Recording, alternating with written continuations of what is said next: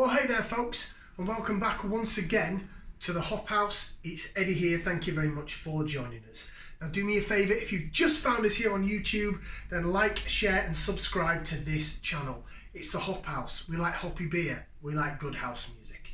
Just want to say a big thank you to everyone who tuned in on Saturday, just gone. Saturday the 20th of February, we did a live stream over on my Twitch channel. That's on the house music side of things. It was Zoo Project style. I had some face paint on, played some good tunes, had a few good beers, and we had a cracking laugh. There's a few of us on the Zoom as well. And it was brilliant, so cheers if you joined us. Going to do another one near Easter time. That's on the house music side of the channel. This is the beer side. Time for another beer review. Yes, that's why you're here. That is why you are here. Because you like the beer, you like the beer. So today we are on Tuesday the 23rd of February, 2021. Today's Shropshire Day. I wasn't even aware of this until I read it and saw it today. I do live in Telford in Shropshire, so I thought, why not celebrate Shropshire Day with a good Shropshire beer? This is actually an award-winning Shropshire beer from an award-winning Shropshire brewery. Okay, so today's beer we're going to review is from Salopian Brewery. They're based just north of Shrewsbury, and they are a really hop-forward thinking brewer. They do some fantastic IPAs, pale ales, hoppy beers, American hops. They do some fantastic sort of stouts and imperial stouts as well on their darker beer range. But this is one of their core beers, and it is the Salopian Brewery Hop Twister. It is a effervescent sparkle, citrus, amarettic grapefruit, 4.5% on the ABV. It's a 500ml bottle, bit of a sort of stubby bottle, bit Shepherd Neamish. It's a bit wider and a shorter sort of stem neck on the bottle, but that's what it looks like. It's got nice sort of blue coloured hop on it. This, as I say, this is one of their core beers from their core range. They have another one called Oracle, which is a 4% sort of more, well, this is 4.5, so I suppose it's still sessionable, but that's a really citrusy, hoppy beer. And the Oracle on cask is sensational. This, I have had it on cask, but not for quite a while. So to be honest, it's been a while since I've had this beer, and I've never had it out of a bottle. So let's get it open, get it into the glass, and we'll get the appearance. I'm going to use a trusted Purity glass. I know sometimes the head's not great on it, but I just love the artwork on it. It's my favourite pint glass. So we'll open up the bottle. Oh, you bugger. Didn't want to come off. Yorkshire in me there. Oh, you bugger. Into the Purity glass she goes. Into the glass. Yeah, I'm not getting much of a head at all here. See if I can straighten it up a bit. Very fizzy. There you go, you got a bit of a head on it. There's some high levels of carbonation. It's slowed down now. It did come out rather hissy and fizzy. I can smell it from here. I really can. So yeah, there's almost like little slow bits of carbonation going on. The head's probably going to dissipate because it just seems to be this glass. But I can already smell it. I'm going to give it a whiff and see what I can sniff, but I can already smell it, so I know what's coming. So let's get the nose in there, give it a whiff, see what we can sniff. Oh yeah, it is citrusy, it's grapefruity, lemony, sort of orangey, lemony. Very citrusy, and does what it says on the bottle. Yeah, the head's sort of gone bye now, and it's definitely this glass, but I just like this glass. Right then, I'm going to go ahead and give it a taste. My taste buds are going, knows what's coming. So, bottoms up and down the old hatchet.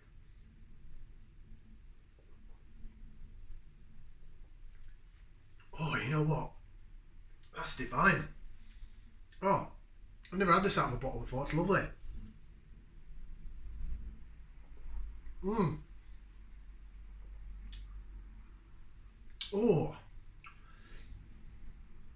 Oh yeah. Sorry, I got an itchy ear. That was very random to do on camera, I apologise. Let me see if I can swirl it around a bit and get the head going without spilling it like I just have done.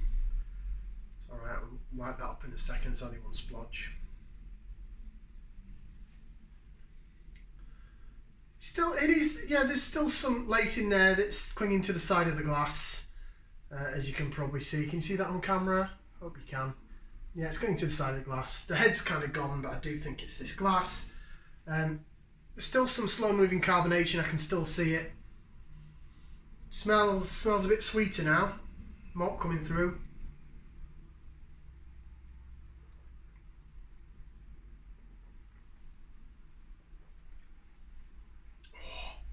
So, taste-wise, it is a bit fizzy on the taste. I suppose it's the carbonation that helps give the body to the beer, so it doesn't make it too thin. It's 4.5%, so it's not majorly like best bitter session strength. It's a bit stronger than that.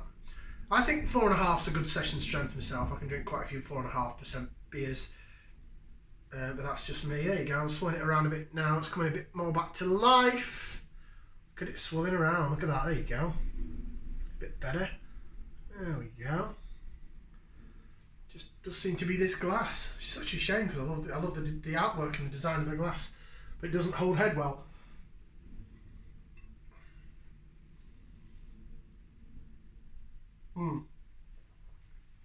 Anyway, coming back to the taste. Apologies. I just went off on my own world there. Yeah, you're definitely getting lots of lemon and lime coming through. It's a very citrusy beer. It really is. So I suppose it does what it says on the bottle. It is quite fizzy, so maybe that's where the sparkling bit comes from. But it's not like lagerish fizzy where it's really like gassing you up.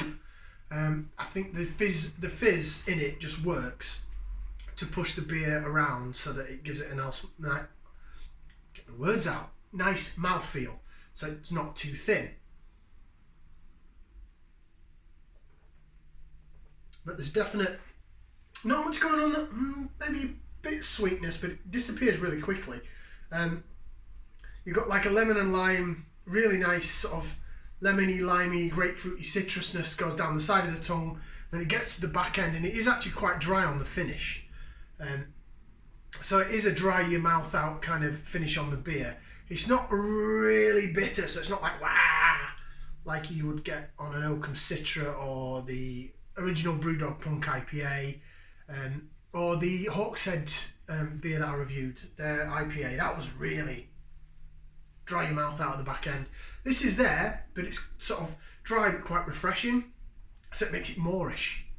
So it does actually make you want to drink more of this beer. I mean, I've already gone through half a pint of it in this review. Really nice. It really has got some really nice sort of citrusy, lemony, limey, grapefruity flavours. Right, what does it say on the bottle? I've read the front bit. That's telling me the best before end. Oh, best before end. Oh, August. Oh, that was a 3. It was an 8.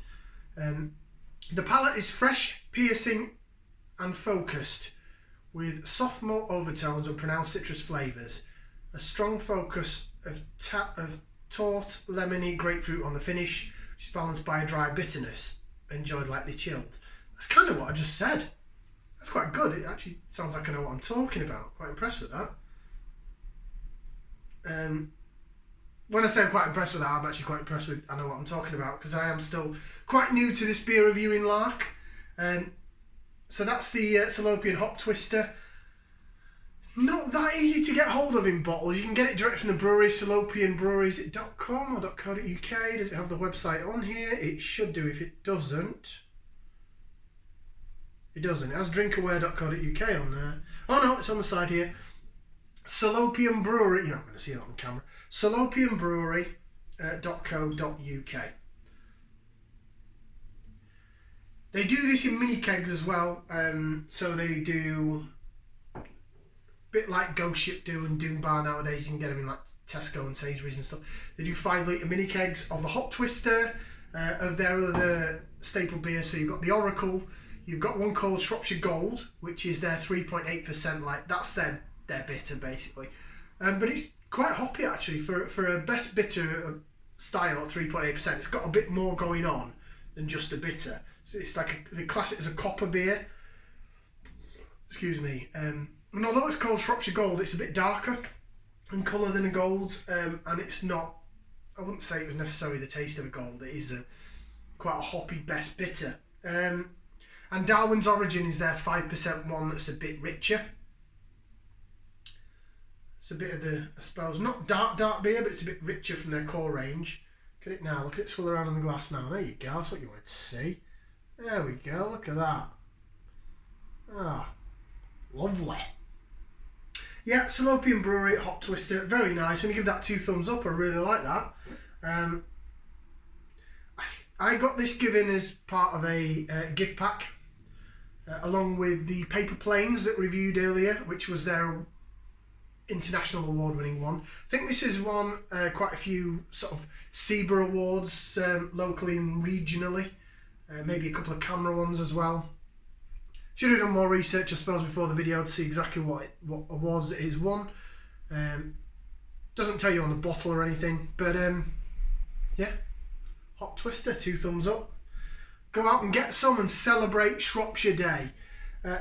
This is available, apart from their brewery, it's actually available close to me, so if you're in the Telford, Shropshire area, it's available from Dobby's Garden Centre. They have a farm shop there called Greenfields Farm Shop. They have 2 sites actually, and they sell a load of Salopian beers. If you live near Bridge North, there's a wine shop there. Can't remember the name of it, but it does like loads of like really expensive sort of aged wines, but they do have a beer section, an ale section, and that is in there. Salopian Brewery Hop Twister, 2 thumbs up. Ciao for now, people. See you on the next one.